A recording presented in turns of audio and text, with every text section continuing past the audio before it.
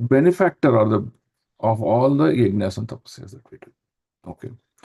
Then para yoga. So yoga means here refers to mystic paraphernalia. What is mystic paraphernalia? That means we do various other things in order to connect to the Supreme. Right? We saw in our study of Veda Shastra that there are many paths to realize and understand that Supreme. So that is yoga. Then Kriya, right? So Kriya means whatever we do as an activities, whenever you do an action, it produces a result. That result is the fruit of that action, right? So that fruit of the action does not belong to me, even though I did that action. But actually, in reality, who does that action? It is the three modes of material nature. It is the three modes of material nature is performing the action, but we wrongly think we are the doer of the action. And hence, we illusionistically conclude I am the fruitive benefit of the result, but in reality, the fruits are offered to Vasudeva. That's what it means. Okay. Then Vasudeva Paramjnanam. So Param means something topmost. There is nothing beyond that. Right? That's what Param means. So the knowledge of Vasudeva is considered to be supreme. There's nothing supreme than Vasudeva. That's the understanding here. Okay. Then Vasudeva Param Tapaha. Right? So we read that sloka. Yajna, all the tapasyas, yajnas that you perform, Vasudeva is the ultimate goal. That means, let's say you're performing austerity today. You're practicing Ekadasi today. You're doing some festival today. Whether you're doing Nirjal fasting or you're doing some fasting, whatever you do, you're doing some activity. That is a tapa. Why it's called tapa? Tapa means voluntarily accepting certain challenges, some difficulties, but for greater outcome. So we are doing this tapa to realize that Vasudeva. Okay. Then Vasudeva Paradharma. So all dharma, that means all religiosity, manifested from the mouth of Vasudeva. So for example, Bhagavad Gita as a religion was spoken by Vasudeva. Right? Even in Srimad Bhagavatam, what did Bhagavatam says? Dharma projita kaitavo dharma. So the topmost dharma is something that will reject kaitava dharma. What is kaitava dharma? Material things that does not have any connection to Vasudeva. Connection meaning in form of our understanding. So kaitava dharma is rejected, and Vasudeva dharma, that means anything on the platform of Vasudeva is accepted. Right? So that's what it means. Then Vasudeva Paragatihi. Gatihi means refers to the destination. Gatim, destination. So that's a final destination for each one of us, is the lotus feet of Vasudeva. Okay. So that's what this sloka also tells us. So this is a very beautiful sloka. You can also mug up this sloka. So now let's go back to our screen. So here, a person who's understood Vasudeva's position is called Gata Vyalikai, right? By those who are above all pretensions, who has gone beyond all the aspects of this material world, aspects of this material understanding and activities. He is called Gata Vyalikai. And for him also, what is he doing? He's offering with awe and veneration to that Supreme Lord. And he's telling, please be pleased with my offerings. That's the meaning of this. Very brilliant meaning it is. So we will let's read the meaning. He is a super soul and super lord of all self-realized soul. He is a super soul. A super soul is Paramatma, and the supreme lord of all self-realized soul. But he is also supreme lord of all non-self-realized souls also. He is a personification of Vedas, religious scriptures, and austerity. He is worshipped by Lord Brahma and Shiva and all those who are transcendental to all pretensions. Being so revered with awe and veneration, may that Supreme Lord be pleased with me. So that's the prayer Sukadeva Goswami is offering. And he's exchanging his offering to Parikshit Maharaj. Okay. Can someone read this yellow highlight? Krishna Prabhu. That's right. All these abilities of a powerful yogi, but the devotees, I'm flipping. Yeah. the devotees of the Lord do not want anything like that for self-satisfaction. They want only to serve the Lord because the Lord is great. And as living entities, they are entirely subordinate parts and parcel of the Lord. This perfect realization of the self by the devotee helps him to become desireless, to desire nothing for his personal self. And thus, the devotee are called Nikshami. Niskami. Nishkami, without any Nishkami. desire. Yes, Nishkami, So sorry. here, Nishkami refers to any without any desire means it is not that, okay, I'll not take bath, I'll not that eat anything. No. Nishkami means I'm not going to give importance, priority of activities that does not connect to the Supreme Lord. That's what it means. Nishkami. Okay. Yes, Prabhu. Without any desire. A living entity, by his constitutional position, cannot be void of all desires. The Bhukti Kami, Mukti Kami, and Siddhi Kami. All desires something for personal satisfaction.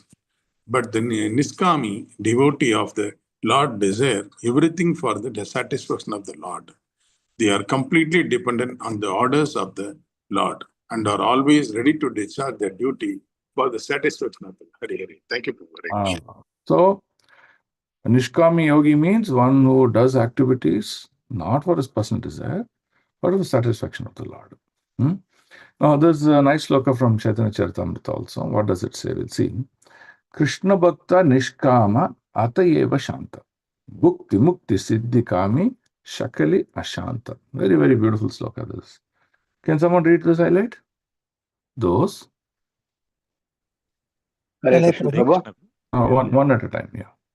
Yeah, those who are after fruitive results for their pious activities, those who desire salvation and identity with the Supreme, and those who desire material perfections of mystic powers are all restless because they want something for themselves. But the devotee is completely peaceful because he has no demand for himself and is always ready to serve the desire of the Lord. The conclusion is, therefore, that the Lord is for everyone because no one can achieve the result of his respective desires without his sanction. And that is the key. The conclusion is therefore the Lord is for everyone because no one can achieve results of a respective desire without his sanction. Even though we may desire, you may have your karmendriyas and jnanendriyas to walk towards that desire and accomplish it, and which may make you to think that you are the one who accomplished your desire, but it cannot happen without sanction of the Lord. That's the point here. Okay? Yes. But as stated by the Lord. But as stated by the Lord in Bhagavad Gita 8.9, all such results are awarded by him only. For the Lord is Adishvara, the original controller of everyone, namely the Vedantists and the great Kandi. Kandiyas, the great religious leaders, the great performers of austerity, and all who are striving for spiritual advancement. But ultimately, he is realized by the pretensionless devotees only. Therefore, special stress is given to the devotional service of the Lord by Srila Sukadeva Goswami. Hare Krishna. Hare Krishna.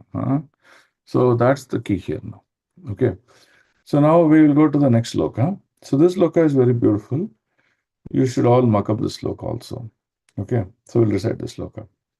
Shriyapatir Yagnapatir Prajapatir Riyampatir Lokapatir Dharapati Patir Gatis Chandaka Vrishni Satvatam Prasidatam Me Bhagavan Satam Patihi. Okay. So now look at this sloka. We can also volunteer. 2-3 of you can recite. Maybe 3 volunteers can come to recite this sloka. Philip. Yeah. Yes. Read one.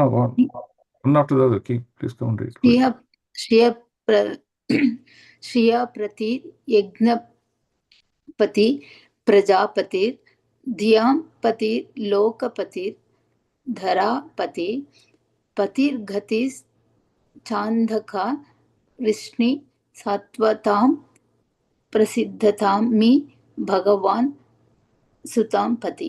Hare Krishna. Hare Krishna. Hare Krishna. Text 4.20. Shriya Patir Yagnapatir Prajapatir Diyam Patir Lokapatir Dharapatihi Patir Gatish Chandaka Rushni Satvatam Prasidatam Me Bhagavan Satam Pati. Hare Krishna. Shriya Patir Yagnapati Prajapatir Diyam Pratir Lokapatir Dharapati Patir Gatis Chandaka Vrishni Satvatam Satvatam Prasiditam Me Bhagwan Me Satvam Pati. Hare Krishna.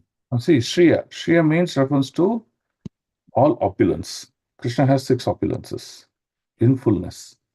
So all the opulences that Krishna possesses, Pati means owner or the husband, right? So he is the owner of all those opulences. It is not that these opulence we produced by our activities. No, he is the owner of this opulence. Okay, Yagnapati, right? Yagnat karmano yatra lokoyam karma bandhanaga. So you can see in that sloka, Krishna is the tongue of Krishna is the Yagnakunta. And he is the cause behind all the acceptance of yajna. That means even if you do an yajna to please Durga Devi, it is that yajna that you perform is actually going to Krishna only. But we are thinking we are doing it for Durga Devi, and that is the imperfection in the consciousness. Okay. Then Prajapati. Praja means all the living entities. So he is the owner, he is the father, he is the controller of all the living entities, right? Then Diyam Patir. What is Diyam? Diyam means intelligence, right? So, including Brahmaji, who generates his intelligence, we will see in the subsequent slokas, in order to do this creation, and all these living entities who manifested, who got into this world, performing their activities using intelligence, and you see, Lord Krishna is the cause of those intelligence, right? Then Lokapati. Lokapati, we say, no, Sarva Loka Maheshwaram. We recite this Loka. He is the Sarva Loka Maheshwaram, right? So he is the husband of all the lokas that got created in this world. Okay. Then Dhara. Dhara refers to earth. We read that in the previous slokas, right? Dhara and Dharani, right? So religiosity and Mother Earth. So Dhara here refers to the cow or the Mother Earth. So he is the owner of this cow. So as Varaha Purushavatar, so what did Varaha do? He lifted Mother Earth because he is the owner, he is husband of Mother Earth when Hiranyaksha hid it. So you see, he is Dharapati. Then Patirgatis. So Patirgatis means what? He is the destination. Okay. And Chandaka Vrishni. So Chandaka also refers to, the kings of the Yadu dynasty. Satvatam here refers to the Yadus. Yadus are the descendants, where the Lord descended and then the Lord performed all those amorous activities. So it refers to all those Yadus. Then Prasidatam. So Prasidatam refers, Okay. So Prasidatam me Bhagavan Satam Patihi means refers to what? Oh my Lord, we are all offering our prayers. Please shower mercy on us. The translation also is very similar to that. May Lord Krishna, who is the worshipable Lord of all devotees, the protector and glory of all the kings like Andaka, Vrishni of Yadu, the husband of all the goddess of fortune, the director of all sacrifices, therefore the leading of all the living entities, the control of all intelligence, the proprietor of all planets, spiritual and material, and the supreme incarnation of earth, the supreme all in all, be merciful upon me. So that's a prayer he's offering. So Sukadeva Goswami is offering this prayer to that Supreme Lord before he's going to speak about material creation. So this is a very valid behavior that you have to understand. So from great personalities, we understand, we get two things. One is knowledge. by their mercy. Second, we also understand what is the right consciousness to demonstrate at every point in time. Okay, let's read the purport. Someone read the purport. Haribol. Shall I read, Prabhu? Hare Krishna. Read. Purport by Srila Prabhupada. Jai Srila Prabhupada. Since Shukadeva Goswami is one of the prominent Gata Vyalikas who are freed from all misconceptions, he therefore expresses his own realized perception of Lord Sri Krishna as being the sum total of all perfection, the personality of Godhead. Hare Krishna, Prabhu. Hare Krishna. Thank you. So now you can continue to read. See, these things we have discussed in lot of details about different shaktis and things like that, Vedic rituals. So you can read all of them at your own pace. And I just want to come to this conclusion that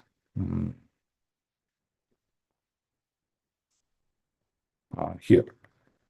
See, the Lord is therefore the guide of all devotees, and as such, Sukadeva Goswami offered him due respects with love-laden feelings, right?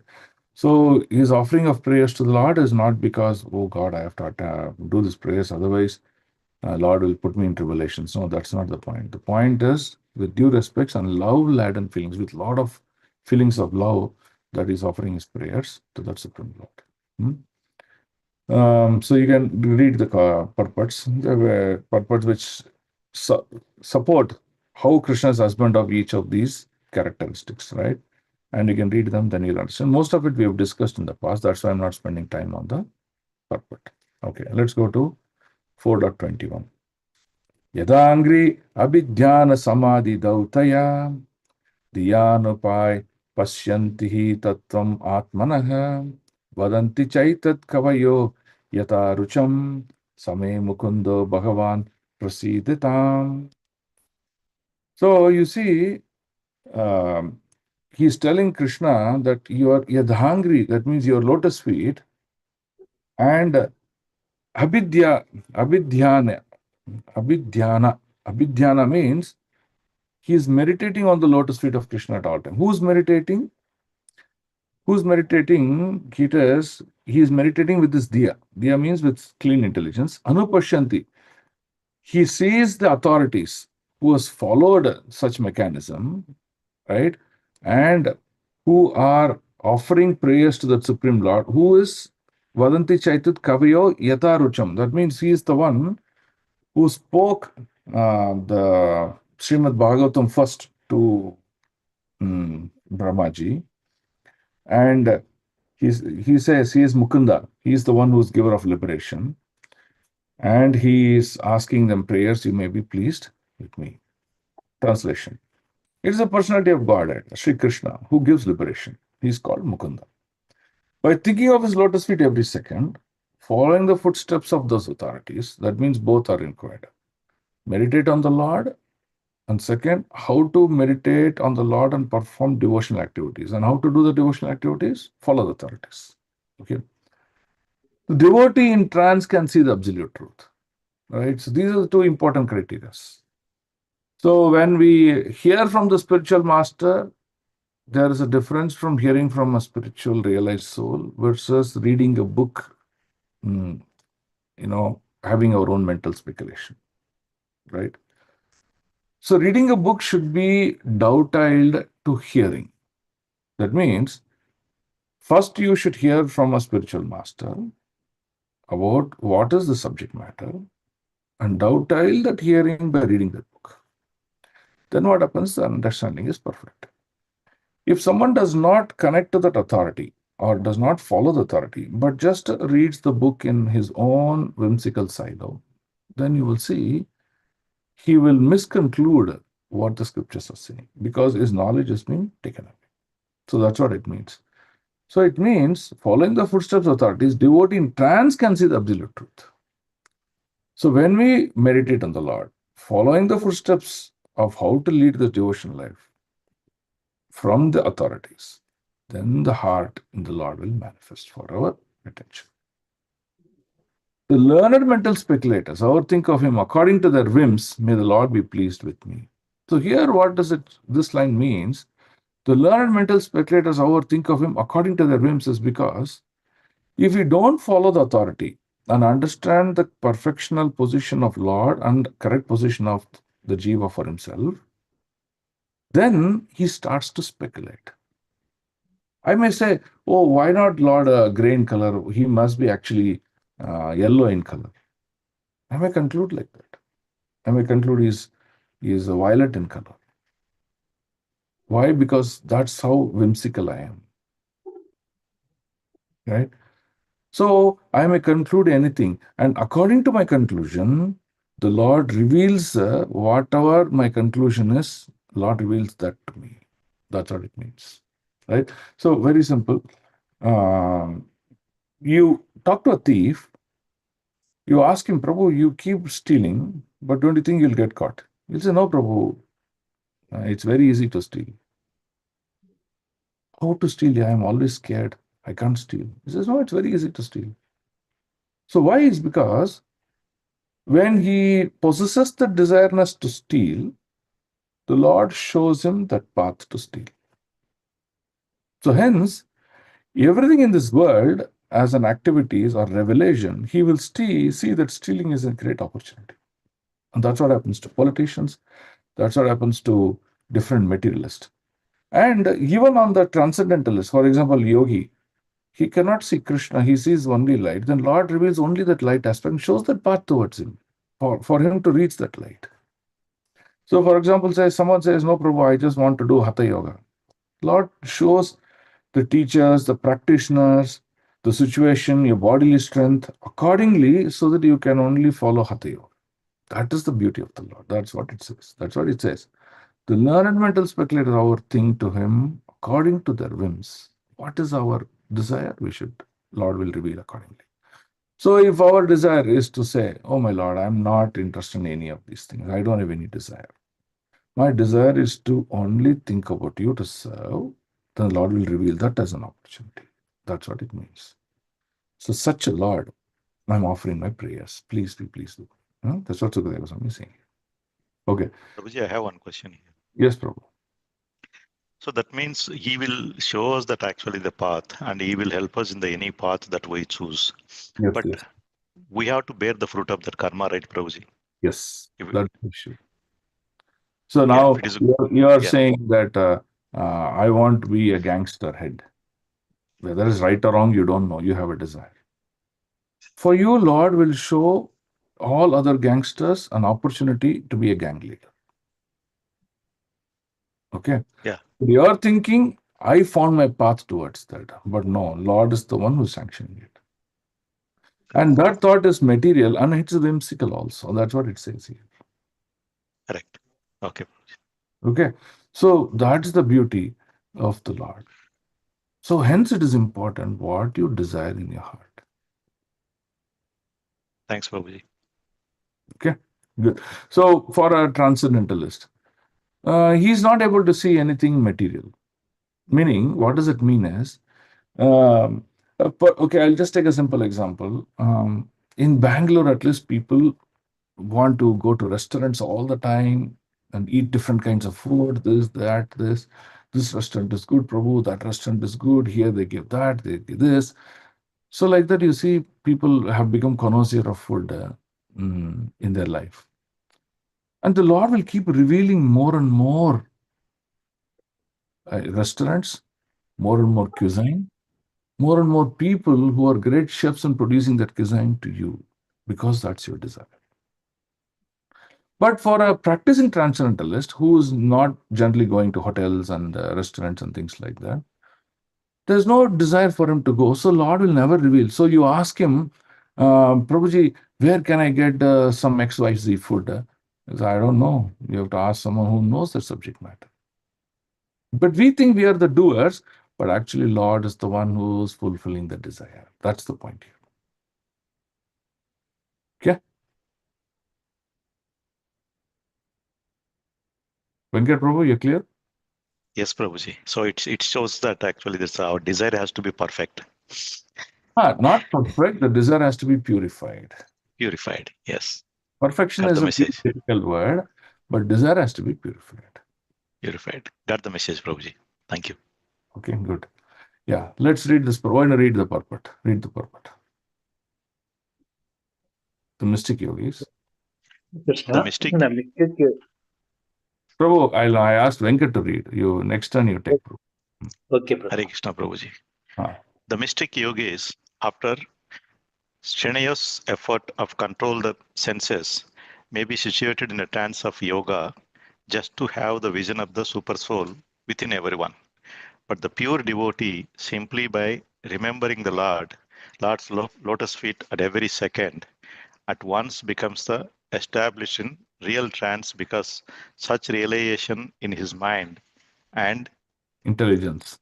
intelligence are completely cleansed of the senses of the material enjoyment.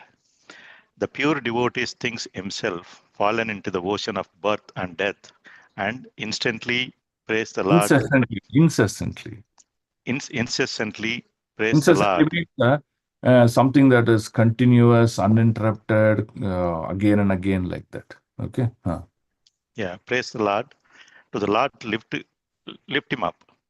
The only aspires to become the speaker of the transcendental dust at the lotus feet of the Lord.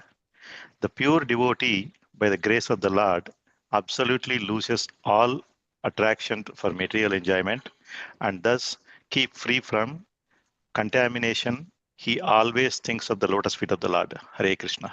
Krishna. See the difference between this yogi. Okay. There's a mystic yogi, and here there is a pure devotee. Now, what's the difference between mystic yogi and pure devotee? The mystic yogi is a strenuous effort. Strenuous means it is so difficult. See, we read about Ashtanga Yoga. In Ashtanga Yoga, what yama, niyama, asana, then pratyahara. See, pratyahara means to withdraw all the senses. So tough. To actually practice pratyahara is beyond imagination in the current context of people that you are practicing. At least asana, at least due to some bodily strength you can do, but pratyahara you can't do. So, but the strenuous effort is trying to control the senses, and then he is trying to somehow visualize that super soul. See, his destination is also wrong. Methodology also is difficult. And this is what Lord calls as whimsical. And he's trying to reach.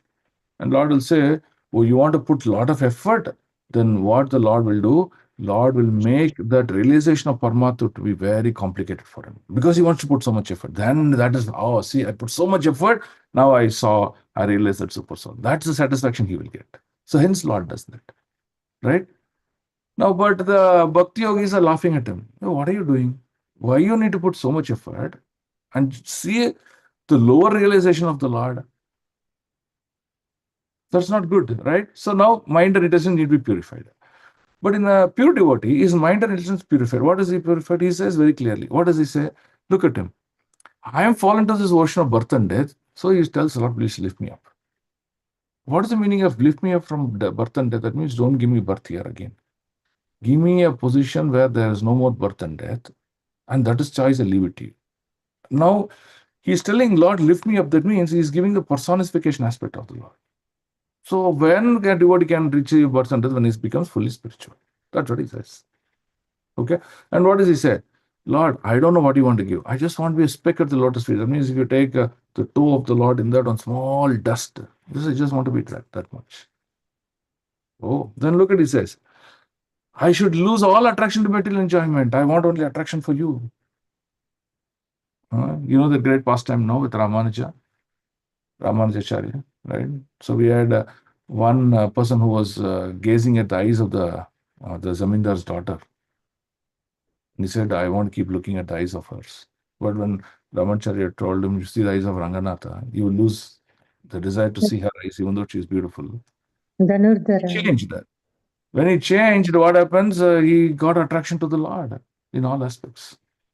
So that's what it means. That means that whatever attraction we have to the material energy or material elements, we will lose taste for it.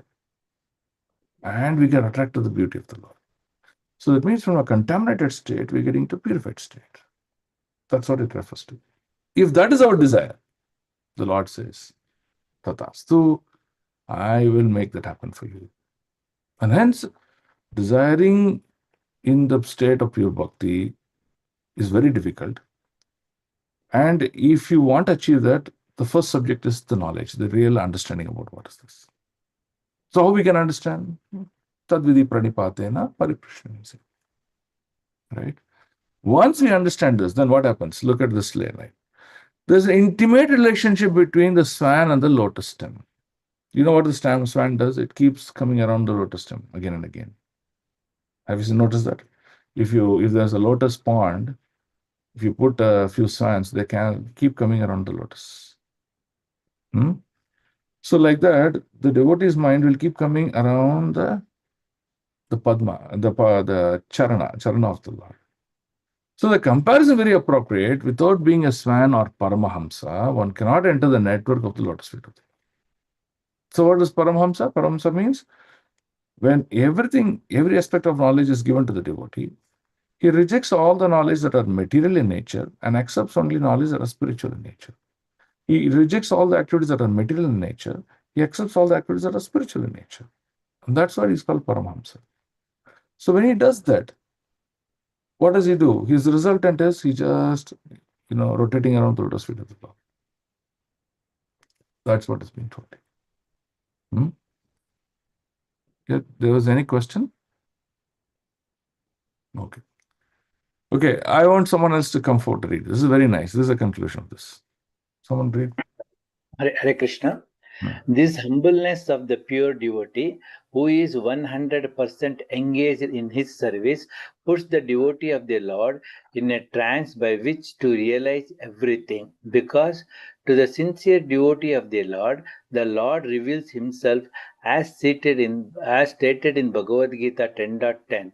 The Lord being the Lord of intelligence in everyone, even in the non-devotee, favors his devotee with the proper intelligence so that automatically the pure devotee is enlightened with the factual truth about the Lord and his different energies.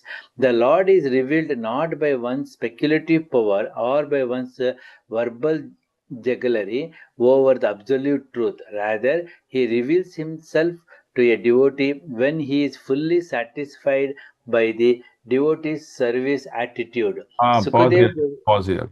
Not by devotee service. You may think that you may do a lot of service, but that's not the way Lord looks at. He looks at the attitude by which you did the service. That is the key. If the attitude of your behavior is wrong, but you did some behavior, and you're thinking, oh, I did this, I did that. No, that is wrong. It is the intention that matters. Yes, Prabhu. Sukadeva Goswami. Sukadeva Goswami is not a mental speculator or compromiser of the theory of as many ways as many conclusions. Rather, because to the Lord only. Rather, he prays to the Lord. Only invoking his transcendental. That is not saying Prabhu. Transcendental pleasure, that is a way of knowing the Lord. Way of knowing the Lord. So that means, what is the conclusion here? By offering our pure devotion, we can come to know about the Lord by his own satisfaction. When the Lord is satisfied, he reveals himself to you. And that's the way of knowing the Lord. If you read Srimad Bhagavatam and various other literatures and things like that, without practice of devotion, you may get some information, but that's not revelation. That's the point here. That's what Sukadeva Goswami is concluding. And hence he is offering those prayers to the Lord, please reveal. So now his prayers are very to the next level. In order to speak the material creation, even though he knows the subject matter, he is still requesting the Lord, please speak this material creation, the details of this material creation through my heart and through my mouth to this audience here. That's what he is saying. He is not asking, oh, Lord, make me a great speaker. Make me to speak in such a wonderful manner that the whole audience are, mesmerized with my speaking skills. No, he's not asking prayers like that. He is telling the Lord that you, by your empowerment, sitting in the heart, where you will reveal that knowledge about you and your activities, you will come from my heart and come to my mouth and speak through my mouth. That's what he's saying. Okay, so that is the difference. Okay. So you see the level of purification one can have even when he discusses about the Lord. And when even he is discussing about the Lord, look at the two kinds of devotees. Devotees with highest realization, devotees with lower realization. That's what it is. Okay.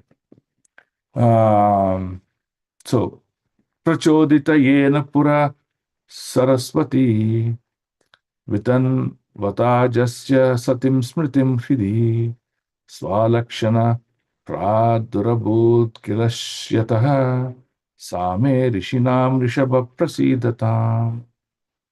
The translation. May the Lord, who in the beginning of creation amplified the potent knowledge of Brahma from within his heart and inspired him with full knowledge of creation and of his own self, and who appeared to be generated from the mouth of Brahma, be pleased with me. Okay. Now look at this. This is in connection to the previous sloka. The previous sloka, what Sukadeva Goswami said, that even though I'm going to speak about your transcendental subject called material creation, it is not about I know it or not. It is about you sitting in my heart, reveal the truth to me. Tadami buddhi yogam tam.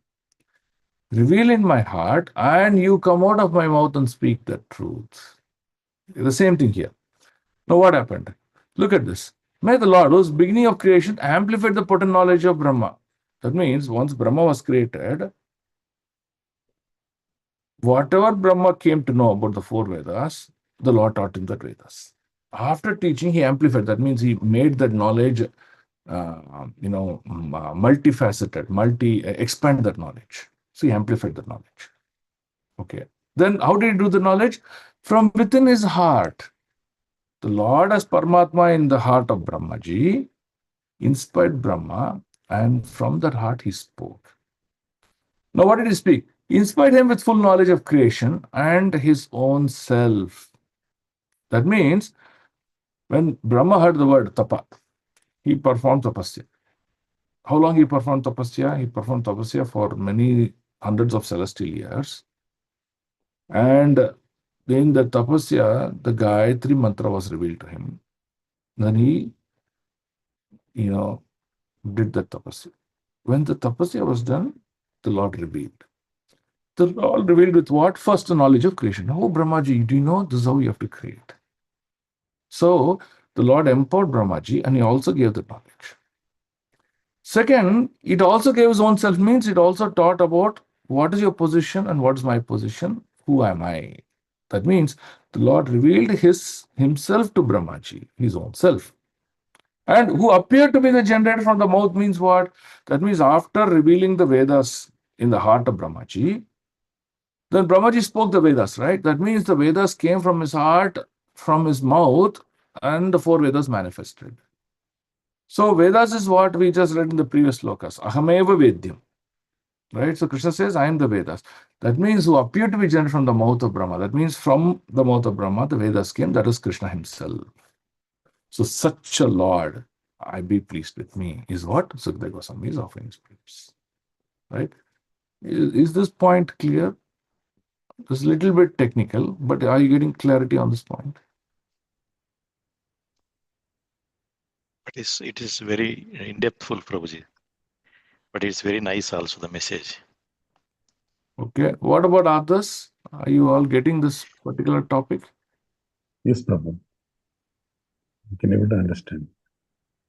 Hare Krishna, I think we need to read many times to understand. Some more comments? Then I can change the depth of my speaking. See, we are ready to get into the technical aspect. The fifth chapter onwards will be getting very technical because that's creation. We're going to talk about all the physics aspects and statistical aspects of creation. Now, before creation, this is all prayer. So this is not technical yet. Understood, Prabhu. Only the last sentence, who appeared to be generated from the mouth of Brahma. That is Vedas, no, Prabhu? Vedas. Vedas is Krishna, correct? Yes, Prabhu. Understood. Tameva Vedyam. So he is coming from mouth of Brahmaji, right? After creation, knowledge is given, Brahmaji spoke the Vedas, right? Yes, Prabhu. And when he speaks the Vedas are coming from mouth of Brahmaji, correct? Yes, And understood. who is that Vedas? Krishna. Krishna. Lord Krishna. So Krishna himself comes from the mouth of Brahmaji. Yes, thank Right? you so much. So if the Vedas, this is a situation, that means when as a reciter of Srimad Bhagavatam, when I sit on a Vyasasan, when I recite Srimad Bhagavatam, it is the same phenomena that is happening to me also. You get the point here? So, Lord is the one who speaks this. So let's go back. What did Srila Prabhupada say? Srila Prabhupada said, you are thinking that I am the author of Srimad Bhagavatam. He is Bhakti Vedanta. He is the personified of Bhakti. I mean, he demonstrated the highest aspects of Bhakti, and then he is also demonstrated the highest Vedanta. He's given the title, no? Bhakti Vedanta Swami Prabhupada. I mean, he knows the Vedanta also. But what did he say? The title is given, but I don't know Vedanta. I don't know Vedanta. Every time I sat down to write, I didn't write. It is Krishna who wrote. And why did Krishna come to help me to write that? Because of the mercy of my spiritual master, His Holiness Bhakti Siddhanta Saraswati Thakur. It is by his prayers and his devotion and his instruction and his causeless mercy that the Lord accepted the request of such a pure devotee and came to me and helped me to write this Vedanta. Are you getting it? So Prabhupada did say that, right? And hence he said that all this glory of whatever I have written as literature does not belong to me. It belongs to my spiritual master and to his spiritual master, to the Guru Parampara. That is how Prabhupada offered, right? But in today's world, you see, someone writes one small book, he makes a big this thing about that. Oh, see, I am the writer, I am this, I am that. He wants to show off. Huh? Can you see the difference between a realized soul and not realized soul? That's the point. And even the lectures, no, Prabhu, he Huh. listen to the lecture which he has given, and his disciples ask him, "This is what you have told." No, I have not told. So I want to listen to my own lectures, he says, no, Prabhu. Yeah.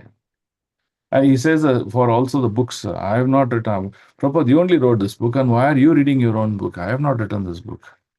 This book is written by Krishna. Hence, for my own knowledge, I have to read. Right?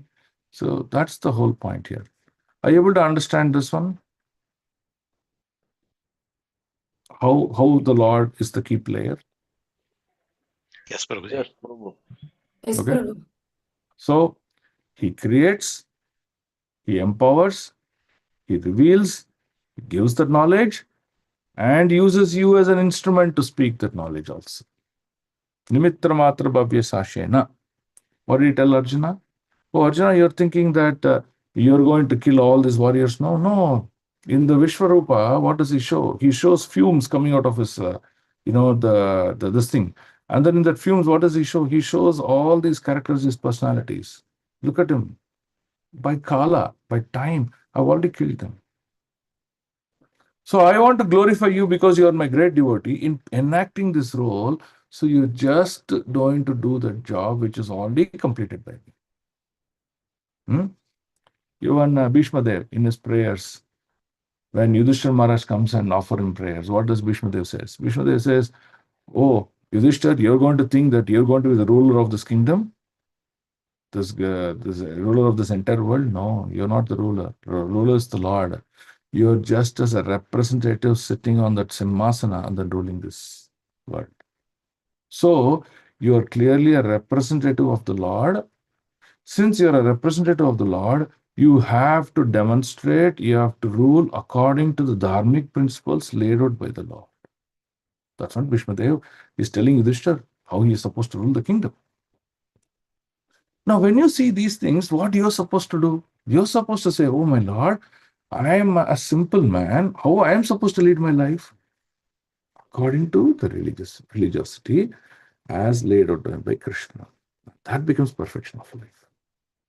When you deviate that, then that becomes a dharma. That is the key understanding that we need to have out of this. Is this clear? Okay. Yes, Prabhuji. Generally, we get into the mode of controlling others. We control, as a general public, we control various people. We control, as devotees, we try to control others. As family members, we control others. As a societal members, we control others. See, that is a mentality that is coming out of lack of knowledge. We cannot control anyone. The Lord is Adishwara. We just read that, no? Adishwara. He is the original cause controller. That means in every cause that has happened, there's hands of the Lord. Why a situation happened like that? Hands of the Lord. Why a situation did not happen? Hands of the Lord. Why the Lord is enacting such a manner? Because we said, no, someone desired, the Lord manifested his desire. Someone wanted this, Lord manifested. That means at every point in time, you should know the hands of the Lord in our life. If you know this, then we'll see how insignificant I am. That realization of insignificance will make us become humble. The more the humbler we become, the more the attraction for the Lord to give us mercy. That's the key here. Huh? Okay. So read this. Whatever explained is mostly is there in this purport. What Brahmaji did and things like that. Okay. So you can conclude how the Lord is empowering Brahmaji and he is the cause of everything. Okay. Okay. Now, I'll also want to show this one sloka. This is a very beautiful sloka. Okay.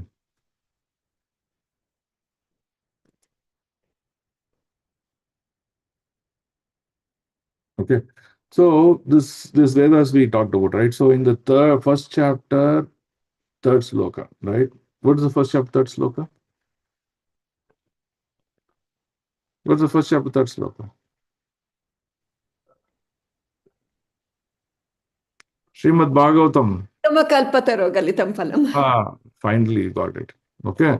So he said that Srimad Bhagavatam is a spotless Purana. It comes from the mouth of Sukadeva Goswami. And then, it is about Lord Krishna. And one has to hear that Pibata Bhagavatam Rasamalayam into the ears. So Srimad Bhagavatam begins like this. Right? Now, Srimad Bhagavatam also ends in the same manner. So this is from the 12th chapter, 12th canto, 13th chapter. Look at the ending of Srimad Bhagavatam. Let's recite this sloka also. Okay. Srimad Bhagavatam Puranam Amalam Yad Vaishnavanam Priyam Yashmin Paramahamsyam Ekam Amalam Jnanam Karam Giyate Tatra Jnana Viraga Bhakti Sahitam Naishkarmyam Avishkritam Tachtrivan Supatan Vicharana Paro Bhaktya Vimuche Naraha. Look at the translation. Srimad Bhagavatam is a spotless Purana. It is more dear to Vaishnavas because it describes the pure and supreme knowledge of the Paramahamsas. This Bhagavatam reveals the meaning of becoming free from all material work. Together with the process of transcendental knowledge, renunciation and devotion. Renunciation here refers to detachment from material activities.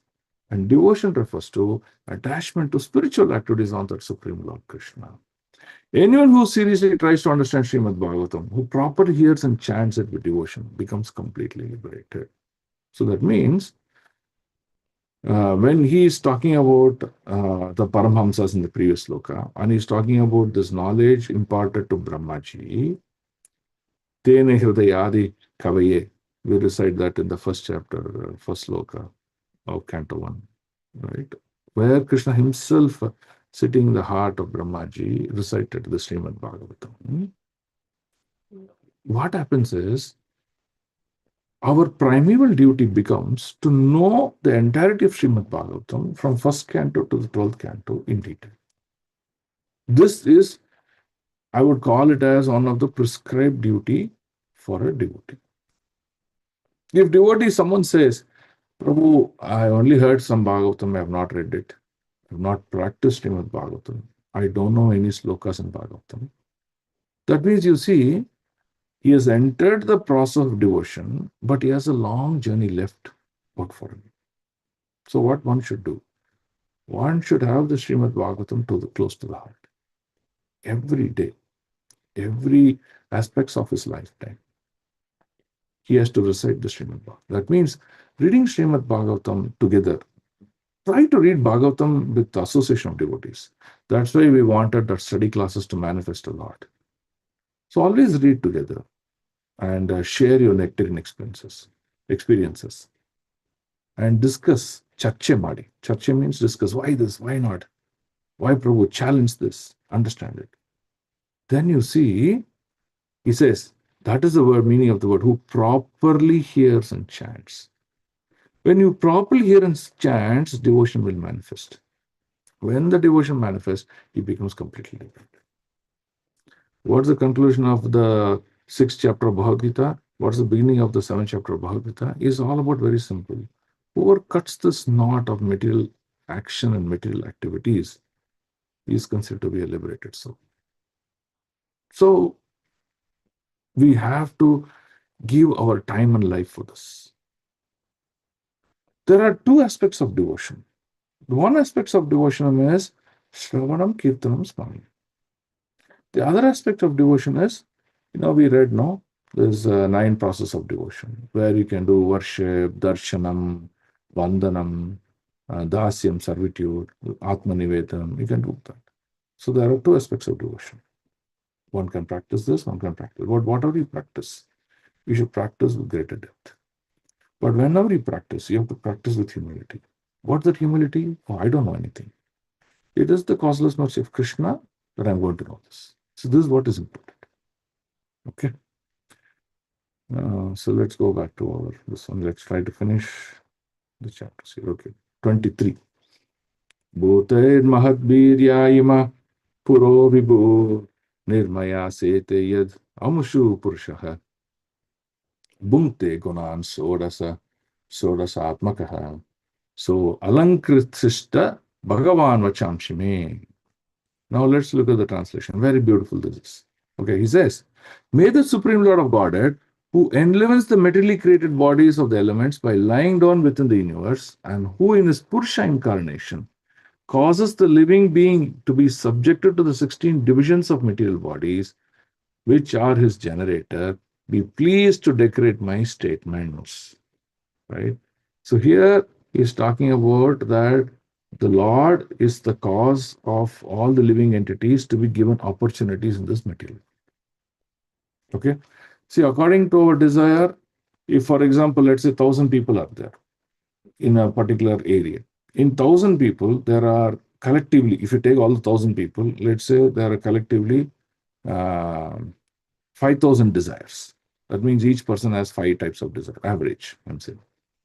Then, what Brahmaji's job is, Brahmaji knows this information because it's revealed by Krishna, who is the Paramatma in the heart of every living entity. So Brahmaji, what does he do? Oh, there are 5,000 types of desire by these 1,000 entities. Then Brahmaji creates 5,000 types of bodies. Because, see, in the body of a fish, I can perfectly enjoy the water sports. But I can't perfectly enjoy in human body. I can do some swimming, that's all, but not like a fish.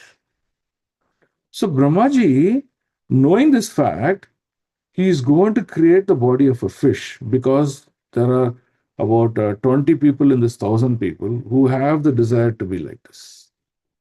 And hence you see so many bodies that are being created. And Brahmaji's job is to take the soul by the help of the 3 gunas, put that soul into a particular body and allow it to enjoy, or not allow it to enjoy, allow it to experience that body. Now, how much that living entity will enjoy or suffer in that body is depending on his karma. But that's what the role of Brahmaji is. Right? So now we'll read this purport. This is very interesting. Someone read this purport. Someone read this purport. As a fully dependent devotee, Sukadeva Goswami unlike a mundane man who is proud of his own capability, invokes the pleasure of the personality of Godhead so that his statements may be successful and be appreciated by the hearers. See, pause here. That means Sukadeva Goswami is saying, now I'm going to speak something, but whatever I speak, people may get attracted or distracted. Say, what are you speaking? I don't like it. Some people may get attracted. Okay, some people may be attentive. Some people may not be attentive. So all these things, attentive hearing, not attentive hearing, likeness, attraction, distraction, everything, by the Supreme Person Godhead. So I am invoking so that he makes it attractive for others. That means Sukadeva is clearly saying, I'm just an instrument. I don't have anything beyond it. Continue to read. The devotee always thinks of himself as instrumental for anything successfully carried out, and he declines to take credit for anything done by himself. The godless atheist wants to take all credit for activities, not knowing that even a blade of grass cannot move without the sanction of the Supreme Spirit, the personality of Godhead. Sukadeva Goswami therefore wants to move by the direction of the Supreme Lord, who inspired Brahma to speak the Vedic wisdom. The truths described in the Vedic literatures are not theories of mundane imagination, nor are they fictitious, as the less intelligent class of men sometimes think. The Vedic truths are all perfect descriptions of the factual truth without any mistake or illusion. And Sukadeva Goswami wants to present the truths of creation not as a metaphysical theory or philosophical speculation, but as the actual facts and figures of the subject, since he would be dictated to by the Lord exactly in the same manner as Brahmaji was inspired. As stated in the Bhagavad Gita 15.15, the Lord is Himself the Father of the Vedanta knowledge, and it is He only who knows the factual purport of the Vedanta philosophy. So, there is no greater truth than the principles of religion mentioned in the Vedas. Such Vedic knowledge or religion is disseminated by authorities like Sukadeva Goswami because he is a humble devotional servitor of the Lord who has no desire to become a self appointed interpreter without authority. That is the way of explaining the Vedic knowledge, technically known as the Parampara system or descending process. Hare Krishna. Yeah, Hare Krishna. Can someone read the green?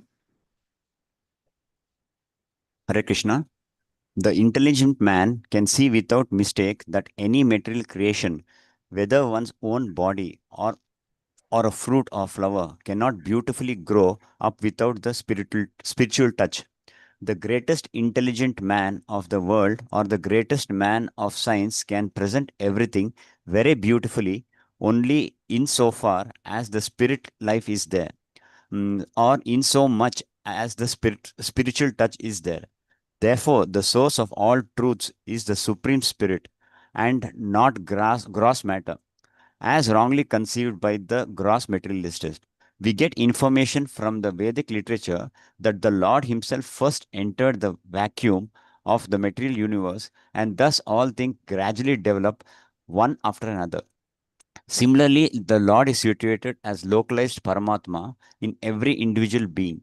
Hence, everything is done by Him very beautifully. The 16 principal creative elements, namely earth, water, fire, air, sky, and the 11 sense organs, first developed from the Lord Himself and were thereby shared by the living entities. Thus, the material elements were created for the enjoyment of the living entities.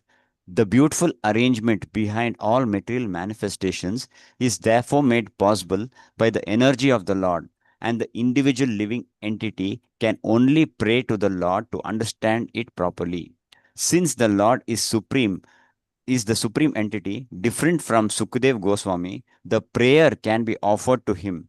The Lord helps the living entity to enjoy material creation, but he is aloof from such false enjoyment. Sukadeva prays for the mercy of the Lord not only for being helped personally in presenting the truth, but also for helping others to whom he would like to speak. Hare Krishna. Hare Krishna. Okay. So whatever we discussed, it is again brilliantly explained here. That is the position of the Lord, hence he's offering his prayers. Okay. So this sloka is 24 is very important, and please mug it up. Okay. So there are only two slokas. We'll finish these two slokas. We'll end the class today. Okay. 24. Namastasmai Bhagavate Vasudevaya Vedase Papurnyanam Ayam Saumya Yat Mukham Buruhashva Buruhashavam. I offer my respectful obeisance unto Srila Vyasadeva, the incarnation of Vasudeva, who compiled the Vedic scriptures. The pure devotee drink up the nectar and transcendental knowledge, dropping from the lotus-like mouth of the Lord. So we discussed about this I showed you the end of the sloka of Srimad Bhagavatam. So starting of Srimad Bhagavatam, you have the same sloka. The end of Srimad Bhagavatam, 12th canto, also is the same sloka. In both, what is the key message that we are trying to take? Srimad Bhagavatam is Amana Purana. That means it's a spotless Purana. Second, it contains no material descriptions or activities recommended as part of religiosity. Right? It rejects Kaitava Dharma. Third, Srimad Bhagavatam is a combinations of explanations of Lord and Lord's position and Lord's characteristics and activities. Right? That's what it means. Then fourth, it also consists of great devotees who have demonstrated what is the process of self-realization. So it contains combination of Krishna's activities, his characteristics, his symptoms, and all these things, along with Krishna's activities. In combination to that, the Sattvatas, the great devotees who are self-realized and are role modeling. Okay, how to kind of make oneself realize this truth and how make oneself to connect with that Supreme Lord. Right. So that's the two combinations. That's what is explained. So one who's taking shelter of this knowledge will transcend, because first symptom that he will see is this ahankar, which is telling that I am the doer, I am the cause, I am in control, I am so and so, I am as an identifier. All those things of false ego will start to minimize. His false ego will minimize to such an extent that he will simply see himself as a person in the hands of the Lord. That's what he will see. That will lead to understand that one important point, that how insignificant he is in this entire process. Right? That is when he offers prayers to the Lord. His prayers to the Lord is what? Unflinching. His prayers to the Lord is pure. He is with full of love. That's what is going to happen. Okay, translation. I offer my spirit unto Srila Vyasadeva, the incarnation of Vasudeva, because Vyasadeva is again being used as an instrument by Lord Vasudeva in giving the literacy. What is this literature? All this literature like we have, Puranas, Itihasas, the Upanishads, the Samhitas, the Sutras, all those things, who compile the Vedic scriptures. The pure devotees drink up the nectarian, right? So they drink all these books written by Vyasadeva. They drink that because it is about Krishna, and it's about pure transcendental knowledge and, perfect their life. That's the point here. Okay. Let's go to sloka number 25. So by this, we are going to end this chapter 4, and we'll come to chapter 5. Etad evatma bhurajan naradaya viprachate veda garbo abhyadat shakshat yat aha hariratmanaha. My dear King Brahma, the firstborn, on being questioned by Narada, exactly appraised him on the subject as it had been directly spoken by the Lord to his own son, who was impregnated with Vedic knowledge from his very birth. So, Brahmaji refers to, here he refers to his own son, right? So, can someone read the purport? We'll read this entire purport. Very nice purport. Can I read? Yeah, read.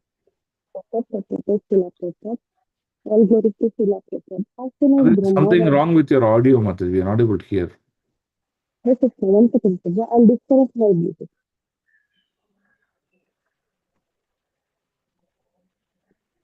Hare Krishna, Prabhu. Can Now, I hear? yeah. Hare Krishna. As soon as Brahma was born of the abdominal lotus petals of Vishnu, he was impregnated with Vedic knowledge, and therefore he is known as Vedagarbha or a Vedantist from the embryo. Embryo. Without embryo. Without Vedic knowledge or perfect, infallible knowledge, no one can create anything. All scientific knowledge and perfect knowledge are Vedic. One can get all types of information from the Vedas, and as such, Brahma was impregnated with all perfect knowledge, so that it was possible for him to create. Thus, Brahma knew the perfect description of Creation. as it was exactly apprised to him by the Supreme Lord Hari. Brahma, on being questioned by Narada, told Narada exactly what he had heard directly from the Lord. Narada again told exactly the same thing to Vyasa, and Vyasa also told Sukadeva exactly what he heard from Narada. And Sukadeva was going to repeat the same statements as he had heard them from Vyasa. There is a way of Vedic understanding. The language of the Vedas can be revealed only by the above mentioned disciplic succession and not otherwise. Pause, Mataji. So here you see what is stressed here? Exactly. Look at the word exactly. Everywhere it's told exactly, exactly. Going to repeat the same statement. So this is important. When we give our classes, when we speak about this transcendental subject, we have to speak exactly. Ordinary materialist, for the sake of money and fame and some fruitive benefits, they would present this in a different manner in a whimsical thought process or management philosophies and things like that and cause a big problem. So that should not be done. And when it is presented exactly, it becomes a Vedic disciplic succession. Okay. Yes, Madhuri, continue reading these two paragraphs. There is no use in theories. Knowledge must be factual. There are many things that are complicated, and one cannot understand them unless they are explained by one who knows. The Vedic knowledge is also very difficult to know and must be learned by the above mentioned system. Otherwise, it is not at all understood. Sukadeva Goswami, therefore, prayed for the mercy of the Lord so that he might be able to repeat the very same message that was spoken directly by the Lord to Brahma. This is an Or what important quality of a preacher. He has to pray that, oh Lord, I should not deviate from the truth. I should speak the truth. Okay. Yes. Or was directly. is what directly. 1 second, Prabhu, where it is. Here. Or what was directly spoken by Brahma to Narada. Therefore, the statements of creation explained by Sukadeva Goswami are not at all as the mundaners suggest. Sorry, Prabhu. Mundanous means people who do day-to-day same activities materially. That's what it means. Yes, the mundaners suggest theoretically, but are perfectly correct. One who hears these messages and tries to assimilate them gets perfect information of the material creation. Thus, end the Bhagavad Gita purports of the second canto, fourth chapter of the Srimad Bhagavatam entitled The Process of Creation. Thank you so much, Prabhuji. Hare Krishna. This is Bhaktivedanta purport. Okay. So that ends the chapter 4. So in chapter 5, we're going to begin from tomorrow. So this is very technical. So I want you to do some preparation work also. So in this chapter 5, the preparation work is going to be like this. This is a conversation between Brahmaji and Narada. So Narada is going to ask certain questions to Brahmaji, and Brahmaji is going to reply that. And that conversation between Brahmaji and Narada is what Sukadeva Goswami is going to recite to Parikshit Maharaj. Okay. So in that, you come to the second sloka, that is 5.2. You see, there are 6 questions that are going to be asked by Narada Muni to Brahmaji. He says, Yad Rupam, Yad Adishthanam, Yad Shrishtam, Idam Prabhu, Yad Samstam, Yad Cha, Tatatvam Vada Tatvatah. So here, I want you to spend some time reading this before you come to the next class, because these 6 questions are what we're going to focus on. So for example, Yad Rupam. Okay. Yad Rupam here refers to what are the symptoms of manifestation. So symptoms here you can also understand as characteristics. What are the different characteristics that this material world was created? So he's asking that question. Who's asking? Naradaji is asking to Brahmaji. Then he's asking Adhishthanam. Adhishthanam means what is the background? What is the cause? What? So, for example, if someone says, "Okay, I created a ball which is round and which is red in color." Now the question is, why you made a round? Why you made it red in color? Why did you make a ball? Why could I have not done something else? What is the background? What is the reason? That's what is Adhishthanam. Then System. System means creation. How creation happened? Who created? What is the cause of this creation? What are the details? So that's the third question. Then he's asking samstam. Samstam means here conserved. So here conserved also refers to some sort of, you can say, destruction. Why that conserved destruction is very similar here means, see, for example, after Srishti, then there is a maintenance, then pralaya. That means in pralaya, what happens? We call this destruction. But in destruction, what happens? The anda, which comes from the garbha, from the pores of the body of Mahavishnu, is again retracted back. That means the anda consists of the living entities. So the living entities under the universe is taken back into the pores of Mahavishnu, and it is preserved there until the next breathing cycle happens. So from that point of view, it is conserved for some period of time, again manifested. So hence it is samsam refers to as conserved. Then yet param, who's under control? Right? Under whose control this entire universe is running? Who's the control of this entire universe? And by the meaning of the word control, what all is getting controlled? Or what all is not getting controlled? How to understand this control? Right?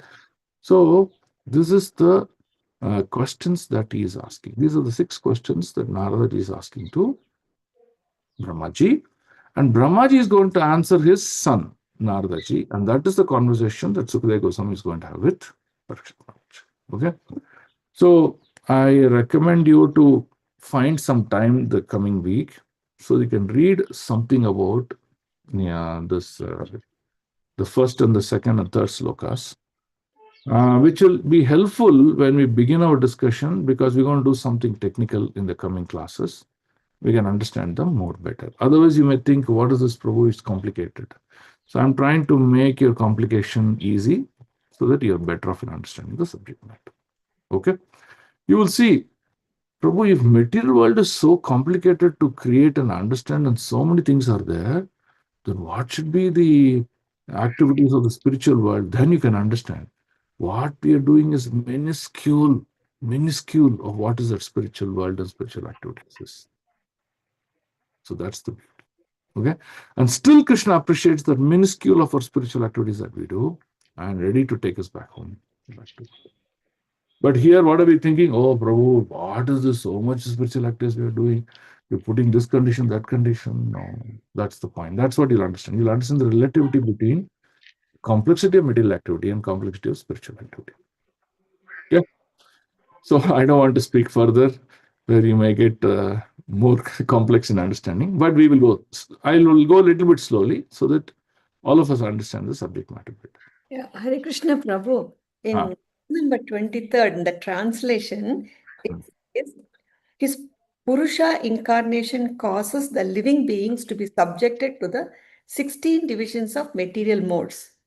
Which are his generator? Be please decorate my statement. What are those 16 divisions of material modes? So where is it, Madhu? In this, you said in chapter 23, right? Last line. Last line here. In the translation, Prabhu, not purport. In the translation. Okay. So, and in his Purusha incarnation causes the living beings to be subject to the 16 division of material modes, which are his generated, to be pleased to decorate my statements.